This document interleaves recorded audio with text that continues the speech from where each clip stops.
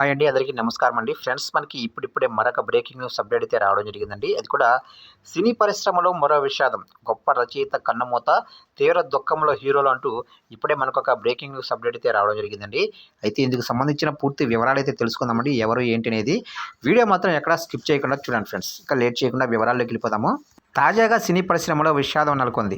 ఇటీవలే కొన్ని రోజుల క్రితమే తమిళ స్టార్ నటుడు డానియల్ బాలాజీ మృతి చెందగా నిన్న రాత్రి సీనియర్ స్టార్ రచయిత శ్రీ రామకృష్ణ మరణించారు. ఇక తమిళ సినిమాలకు, తమిళ నుంచి తెలుగు డబ్బింగ్ అయిన చాలా సినిమాలకు శ్రీరామకృష్ణ మాటల రచయితగా వ్యవహరించారు.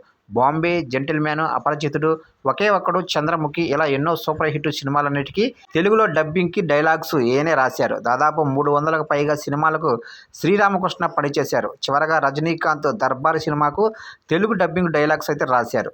ఇక గత కొంతకాలంగా శ్రీరామకృష్ణ వయోభారంతో పాటు పలు ఆరోగ్య సమస్యలతో బాధపడుతున్నారు.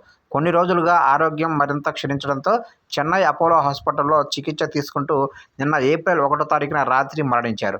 దీంతో ఆయన కుటుంబంలో తీవ్ర విషాదం నెలకొంది.